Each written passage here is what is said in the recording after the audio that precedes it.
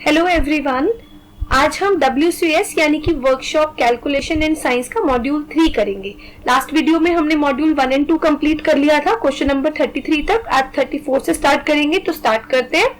Question number 34 देखो, which one is a non metal. अब इस क्वेश्चन को आप तभी कर पाओगे जब आपको पता होगा कि मेटल कौन कौन से होते हैं और नॉन मेटल कौन कौन से होते हैं। तो इनमें से देखो, मरकरी मेटल है लेकिन ग्रेफाइट जो है वो क्या है, नॉन मेटल है। तो इसका मतलब ऑप्शन बी जो है वो इसका करेक्ट आंसर हो गया। नेक्स्ट क्वेश्चन देखो, इसमें तो डायरेक्ट था, कोई ऐसी दिक्कत नहीं थी। नेक्स्ट क्वेश्चन देखो, question number 35, which metal contains iron as the major element. Iron किसमें यानी कि लोहा किसमें मेजर एलिमेंट है। तो ब्रास जो होता है वो एक अलॉय है यानी कि मिश्रण है किसका, कॉपर प्लस जिंक। कॉपर और जिंक से मिलकर के ब्रास बनता है। ब्रॉन्ज जो है वो किसका मिश्रण है, कॉपर और टिन का। ठीक है, नेक्स्ट जिंक ऑप्शन दिया हुआ है। जिंक तो क्या है, वो मेटल है, धातु है। और फेरस मेटल, फेरस का मतलब क्या होता है, जिसमें लोहा हो, फेरस मेटल। तो फेरस मेटल जो है इसका करेक्ट आंसर होगा, क्योंकि क्या पूछा गया है, किसमें लोहा होता है, iron as a major content.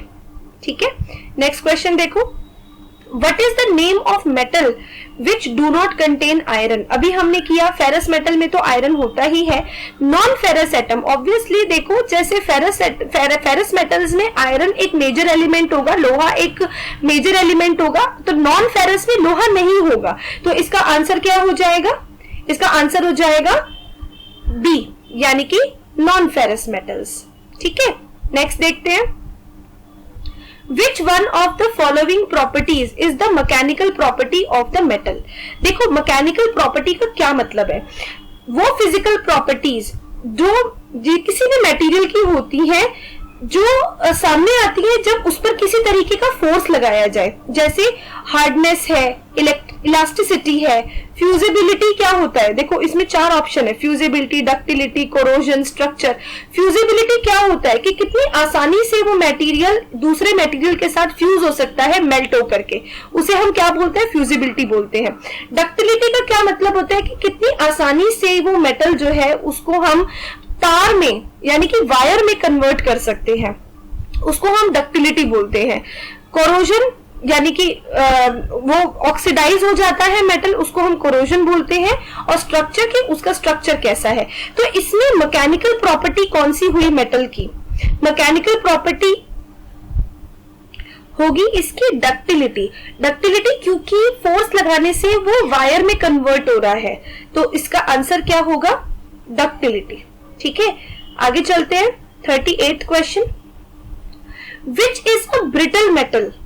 Brittle का मतलब क्या होता है, अब यहां पर ब्रिटल का मतलब होता है हार्ड, कठोर, लेकिन वो आसानी से ब्रेक हो जाता है, थोड़ा सा फोर्स लगाने पर वो आसानी से ब्रेक हो जाता है। तो ब्रिटल का मतलब क्या हुआ, हार्ड, जो थोड़ा सा फोर्स लगाने पर आसानी से ब्रेक हो जाए। तो इनमें से कौन सा ऐसा मेटल है जो भंगुर है यानी कि हार्ड है लेकिन आसानी से ब्रेक हो जाता है। तो इसमें cast iron, steel, mild steel और अलॉय स्टील में से इसका करेक्ट आंसर होगा कास्ट आयरन। कास्ट आयरन भंगुर धातु है यानी कि ये आसानी से टूट जाता है, ब्रेक हो जाता है। नेक्स्ट आता है question, which mechanical property of a metal offers resistance to elastic deformation in a cutting tool. तो जब हम किसी मेटल को काटते हैं कटिंग टूल की हेल्प से, तो कौन सी ऐसी इसमें प्रॉपर्टी है जो उसको रोकती है। तो डक्टिलिटी का तो मतलब होता है कि हम उसमें फोर्स लगा करके उसको वायर में कन्वर्ट कर रहे हैं। मेलेबिलिटी का मतलब होता है उस पर फोर्स लगा करके, हैमरिंग करके या फोर्स लगा करके उसको हम शीट्स में, थिन शीट्स में कन्वर्ट कर रहे हैं। हार्डनेस वो प्रॉपर्टी है जो उसको रोकती है, तो हार्डनेस इसका करेक्ट ऑप्शन होगा।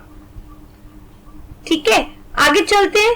विच property of material enables to formation of permanent deformation without fracture।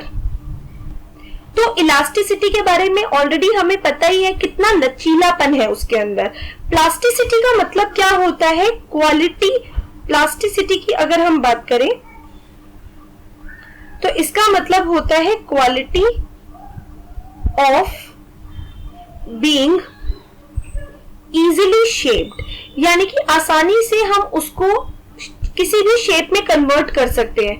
इसको हम क्या बोलते हैं? प्लास्टिसिटी बोलते हैं। तो इलास्टिसिटी लचीलापन, प्लास्टिसिटी उसकी क्वालिटी जिससे हम उसकी आसानी से शेप चेंज कर सकते हैं, डक्टिलिटी उसको फोर्स लगा करके हम उसको वायर में कन्वर्ट कर सकते हैं, और ब्रिटल का मतलब होता है हार्ड लेकिन फोर्स लगाने से आसानी से टूट जाता है। तो इसका आंसर क्या होगा? परमानेंट डिफॉर्मेशन विदाउट फ्रैक्चर, यानी कि टूटे बिना उसकी शेप चेंज करना। तो आंसर क्या होगा? प्लास्टिसिटी। नेक्स्ट क्वेश्चन देखो 41। Which property of metal has its power of returning to its original shape after the applied force is released? यानी कि अगर हमने एक बार उस पर फोर्स लगाया, उस मेटल के उसके ऊपर फोर्स लगाया मेटल पे, तो वापस से जब हमने फोर्स हटा लिया तो वापस से वो अपनी पुरानी शेप में आ जाए। तो मेलिएबिलिटी, परमानेंटली वो थिन शीट्स में कन्वर्ट हो जाता है मेटल। ठीक है। इलास्टिसिटी, जैसे इलास्टिसिटी का क्या मतलब होता है कि जैसे रबड़ है, रबड़ इलास्टिक होता है, हम जब उसको खींचते हैं, फोर्स लगाते हैं तो रबड़ जो है अपनी शेप चेंज कर लेता है, और जब हम फोर्स हटाते हैं तो रबड़ वापस अपनी शेप में आ जाता है। तो इसका करेक्ट आंसर क्या होगा? Elasticity. Next question 42। Which property of a metal possessed by it melts when heat is applied? तो जब हम हीट अप्लाई कर रहे हैं तो हीट से रिलेटेड प्रॉपर्टी कौन सी है यहाँ पर? फ्यूजिबिलिटी, यानी कि कितनी आसानी से वो पिघल रहा है मेटल और कितनी आसानी से वो दूसरे मेटल्स के साथ मिल रहा है। तो फ्यूजिबिलिटी इसका करेक्ट आंसर होगा। नेक्स्ट क्वेश्चन देखो, which alloy is used in electric lamp as filament? तो इसका आंसर क्या होगा? टंगस्टन। ये हमने पढ़ा भी है, टंगस्टन जो है वो यूज होता है इलेक्ट्रिक लैंप और इलेक्ट्रिक बल्ब के फिलामेंट्स में, क्योंकि उसका बहुत ही हाई मेल्टिंग पॉइंट होता है। तो आंसर क्या होगा इसका? टंगस्टन। नेक्स्ट क्वेश्चन देखो, what metals contained in brass alloy? अभी हमने ऊपर पढ़ा था कि ब्रास किस किस चीज का मिश्रण है? Copper plus zinc. ठीक है, तो इनमें से कौन सा करेक्ट ऑप्शन है? C, copper plus zinc brass का कॉम्बिनेशन है। नेक्स्ट देखो question number 45। Which cast iron can not be welded? कौन सा कास्ट आयरन? कास्ट आयरन जो है वो बहुत तरह का होता है, बेसिकली 4 तरह का होता है। तो इनमें से कौन सा कास्ट आयरन वेल्ड नहीं किया जा सकता? तो इसमें जो व्हाइट कास्ट आयरन है इसको वेल्ड नहीं किया जा सकता। क्यों? क्योंकि ये बहुत हार्ड होता है और इसमें आयरन कार्बाइड्स प्रेजेंट होते हैं, इसीलिए व्हाइट कास्ट आयरन को वेल्ड नहीं किया जा सकता। तो option B will be the correct answer. Next पढ़ो question number 46। Which metal can not be forged? Forging का मतलब क्या होता है? Shaping of a metal through hammering, pressing और रोलिंग, यानी कि उसकी शेप को चेंज करना। चाहे हम उसके ऊपर फोर्स किसी भी तरह से लगा सकते हैं, हैमर के थ्रू, उसको प्रेस करके, रोलिंग करके, तो किसी भी तरह का फोर्स लगा करके उसकी शेप को चेंज करना, दैट इज कॉल्ड फोर्ज्ड। तो इनमें से कौन सा मेटल ऐसा है जिसको हम फोर्ज नहीं कर सकते? तो कोई भी जैसे मेटल होता है जिसमें कार्बन कंटेंट 2% से ज्यादा होता है, उसको हम कास्ट आयरन बोलते हैं, और इसका बहुत ही लो मेल्टिंग पॉइंट होता है जिसकी वजह से इसकी फोर्जिंग नहीं की जा सकती। तो इसका ऑप्शन क्या होगा? ऑप्शन बी, यानी कि cast iron. So cast iron is the correct answer, जिसमें कार्बन कंटेंट 2% से ज्यादा होता है। ठीक है। नेक्स्ट देखो question number 47। Which metal is widely used for making casting of machinery parts? अब इसमें वो पूछ रहे कौन सा मेटल ऐसा है जिसको मशीनरी पार्ट्स की कास्टिंग के लिए यूज किया जाता है? तो व्हाइट कास्ट आयरन को तो वेल्ड भी नहीं किया जा सकता, इसमें आंसर आएगा ग्रे कास्ट आयरन। तो ग्रे कास्ट आयरन ऐसा मेटल है जिसको मशीनरी के पार्ट्स की कास्टिंग के लिए यूज किया जाता है। नेक्स्ट क्वेश्चन देखो, which furnace is use to get pig iron from iron ore. Iron pure quantity में तो मिलता नहीं, नेचर में ओर की फॉर्म में मिलता है। बहुत सारे आयरन के ओर्स नेचर में अवेलेबल होते हैं अर्थ की क्रस्ट में। तो कौन सा फर्नेंस है जो आयरन के डिफरेंट ओर्स में से पिग आयरन को एक्सट्रैक्ट करने के लिए यूज होता है? तो ये फिगर देखो, दिस इज ब्लास्ट फर्नेंस। तो ब्लास्ट फर्नेंस को यूज किया जाता है आयरन के ओर में से पिग आयरन को एक्सट्रैक्ट करने के लिए। तो करेक्ट ऑप्शन क्या है? Blast furnace. और वो कैसा दिखाई देता है? ऐसे, ये एक लॉन्ग कॉलम की तरह होता है जिसमें से पिग आयरन, देखो ये नीचे यहाँ पे पिग आयरन इकट्ठा हो जाता है, ठीक है, और इसको हम इस सेटअप को क्या बोलते हैं? ब्लास्ट फर्नेंस बोलते हैं। नेक्स्ट क्वेश्चन देखो, what is the name of furnace to obtain cast iron. Cast iron के लिए कौन सी फर्नेंस को यूज किया जाता है? तो आंसर है इसका कपोला। और वो दिखता कैसा है? इस तरह का सेटअप होता है, ठीक है। इसको हम क्या बोलते हैं? कपोला, जिसको यूज किया जाता है। ये एक तरह की फर्नेंस है जिसको यूज किया जाता है कास्ट आयरन को निकालने के लिए, एक्सट्रैक्ट करने के लिए। तो option A is the correct answer. Next question देखिए,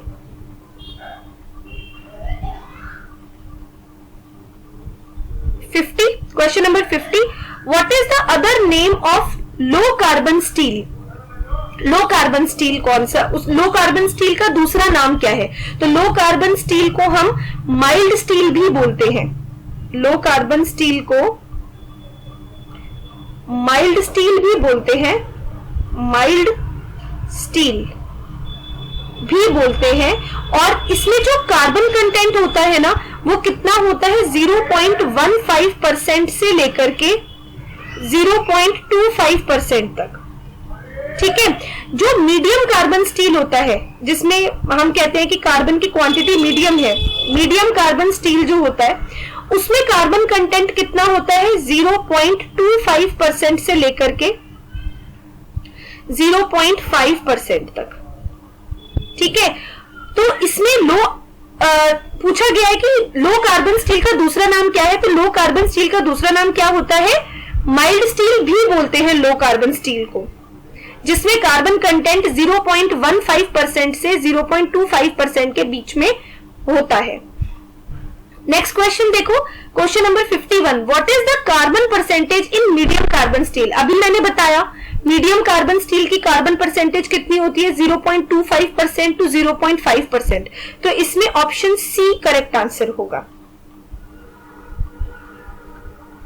next question 52, what is the carbon percentage in low carbon steel. अभी हमने बात करी थी कि लो कार्बन स्टील में कार्बन की परसेंटेज कितनी होती है? 0.15% से 0.25% के बीच में। तो इसका ऑप्शन बी करेक्ट आंसर होगा, ठीक है।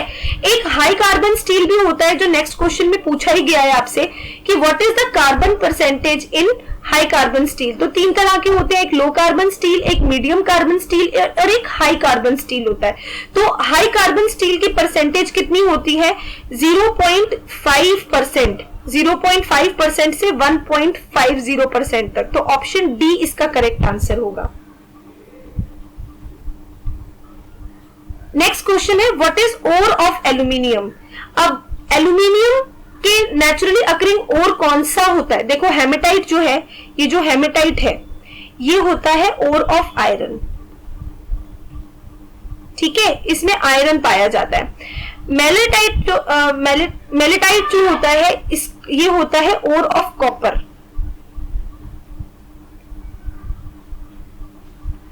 बॉक्साइट होता है ओर ऑफ एल्यूमिनियम। मैं आपको बाकी ऑप्शंस के बारे में भी इसलिए बता रही हूं कि क्वेश्चन चेंज होके भी आ सकता है, ठीक है। बाय चांस यहाँ पे आपसे पूछ लिया कि ओर ऑफ एल्यूमिनियम नहीं, आप ओर ऑफ इसमें से आयरन कौन सा है, कॉपर कौन सा है, तो आपको पता होना चाहिए। Next is limonite. लेमोनाइट जो है वो क्या होता है? ओर ऑफ आयरन होता है। तो इसमें हमसे क्या पूछा गया है? Ore of aluminium. तो ओर ऑफ एल्यूमिनियम कौन सा होगा? बॉक्साइट।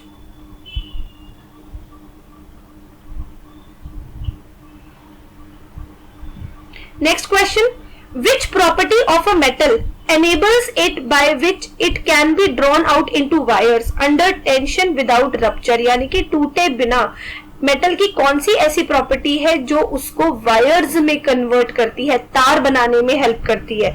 तो अभी हमने बात करी थी डक्टिलिटी का क्या मतलब होता है, ability of metal to be drawn into wires without breaking, यानी कि टूटे बिना वो तारों में उसको बदलना, खींचा, तारों के रूप में उसको खींचा जाना, दैट इज कॉल्ड डक्टिलिटी, तन्यता। मेलिएबिलिटी क्या होता है कि हम फोर्स लगाते हैं, प्रेशर लगाते हैं उसके ऊपर और वो क्या वो पतली पतली शीट्स में कन्वर्ट हो जाता है, तो दैट उस प्रॉपर्टी को हम क्या बोलते हैं, मेलिएबिलिटी बोलते हैं। हार्डनेस का मतलब कितना कठोर है, जो एक रेजिस्टेंस प्रोवाइड करता है, ठीक है। और ब्रिटलनेस का मतलब होता है हार्ड लेकिन आसानी से टूट जाना, तो उसको हम ब्रिटल बोलते हैं। तो इसमें किसके बारे में पूछा गया है, आसानी से तारों के रूप में कन्वर्ट हो जाना, तो उसका आंसर क्या होगा, ductility. Next question, question number 56, Which among the following is an insulator? देखो मेटल्स जो होते हैं जनरली गुड कंडक्टर होते हैं इलेक्ट्रिसिटी के, यानी कि उसमें से करंट पास करता है मेटल्स में से। तो इसमें क्या पूछा है, इंसुलेटर यानी कि कुचालक। कुचालक का मतलब क्या होता है, जिस मटेरियल में से करंट पास नहीं करता उसको हम इंसुलेटर बोलते हैं। तो इसमें कॉपर, एल्यूमिनियम, सिल्वर, ये तो सब आपको पता है कि ये तीनों क्या है, मेटल्स है, और मेटल्स तो गुड कंडक्टर होते हैं इलेक्ट्रिसिटी के, तो वो इंसुलेटर नहीं हो सकते। तो इसमें मिका जो है वो क्या होगा, इंसुलेटर होगा। तो option D is the correct answer. अब देखो मिका होता क्या है, क्रिस्टल्स होते हैं ये एक तरह के, जिसको इजीली थिन इलास्टिक के फॉर्म में कन्वर्ट किया जा सकता है, ग्रुप ऑफ मिनरल्स होते हैं ये, राइट। तो इसमें मिका जो है वो इंसुलेटर है। नेक्स्ट क्वेश्चन देखते हैं, which rubber is used as insulator for power cables and control wires? तो इसका आंसर क्या होगा 57 का, सिलिकॉन। सिलिकॉन रबर जो है वो फ्लेक्सिबल होता है और फायर रेजिस्टेंट होता है, इसीलिए इनमें से सिलिकॉन जो है वो करेक्ट आंसर होगा। नेक्स्ट क्वेश्चन देखो, which alloy steel is used to make permanent magnets? Silicon steel, manganese steel, vanadium steel and cobalt steel. तो परमानेंट मैग्नेट को बनाने के लिए आयरन, निकल और कोबाल्ट जैसे मटेरियल्स का यूज किया जाता है।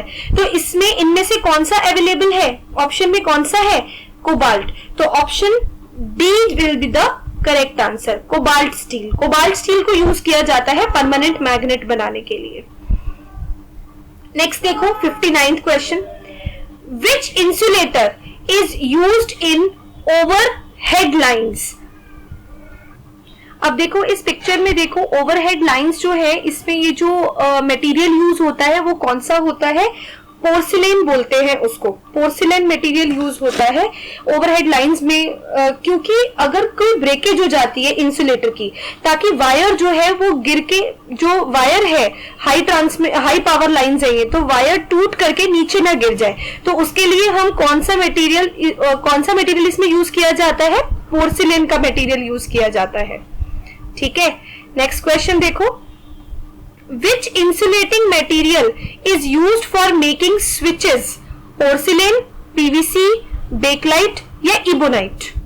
जो इलेक्ट्रिकल स्विचेस बनाए जाते हैं उसमें जो मटेरियल यूज होता है वो होता है बेकलाइट, ठीक है। और जो तारों के ऊपर कवरिंग करी जाती है इंसुलेटर की वो होता है पीवीसी, ठीक है। और पोर्सिलेन तो हमने पढ़ाई है अभी ऊपर वाले क्वेश्चन में कि पोर्सिलेन किस लिए यूज किया जाता है, ओवरहेड लाइंस में एज एन इंसुलेटर यूज किया जाता है, ठीक है। तो इसका आंसर क्या है, बेकलाइट, जो स्विचेस बनाने के लिए इंसुलेटिंग मटेरियल होता है।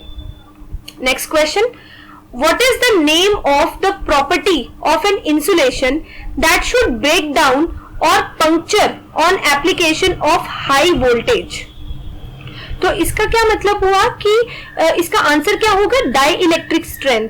क्यों? क्योंकि डाई इलेक्ट्रिक स्ट्रेंथ वो प्रॉपर्टी है जिससे कि जब हाई वोल्टेज आ जाती है तो वो इंसुलेशन जो है वो ब्रेक डाउन हो जाता है या पंक्चर हो जाता है, जिससे कि नुकसान ना हो। तो उस प्रॉपर्टी को हम क्या बोलते हैं, डाई इलेक्ट्रिक स्ट्रेंथ बोलते हैं। स्पेसिफिक रेजिस्टेंस का क्या मतलब होता है, resistance offered per unit length, यानी कि एक यूनिट लेंथ का जो पीस है वायर का, वो कितनी रेजिस्टेंस ऑफर कर रहा है, उसको हम बोलते हैं स्पेसिफिक रेजिस्टेंस। और मैकेनिकल स्ट्रेंथ तो पता ही है सबको कि एबिलिटी टू विथस्टैंड स्ट्रेस, यानी कि कितना वो, उसमें कितनी एबिलिटी है किसी तरह के फोर्स को बर्दाश्त करने की, ठीक है, तो उसको हम बोलेंगे मैकेनिकल स्ट्रेंथ। नॉन एब्जॉर्प्शन, यानी कि वो कोई भी चीज अगर एब्जॉर्ब नहीं कर पा रही है तो that is called non absorption. तो इसका करेक्ट आंसर क्या होगा, dielectric strength. Next question देखिए, which alloy steel is used for making precious instruments. इसका आंसर क्या है, इनवर स्टील। इनवर स्टील होता क्या है, देखो ये एक अलॉय होता है आयरन का जिसमें 64% आयरन होता है और 36% निकल होता है, ठीक है। और ये उन इंस्ट्रूमेंट्स को बनाने के लिए यूज किया जाता है जो बहुत ही टेम्परेचर सेंसिटिव होते हैं। इसकी प्रॉपर्टी किस वजह से इसको यूज किया जाता है, प्रॉपर्टी होती है इसकी कि ये बहुत ही कम एक्सपैंड होता है जब इसमें हीट अप्लाई करी जाती है, तो इसी कारण से इसको यूज किया जाता है फॉर मेकिंग प्रेशियस इंस्ट्रूमेंट्स, कीमती उपकरण बनाने के लिए। Next question, which steel is used for making files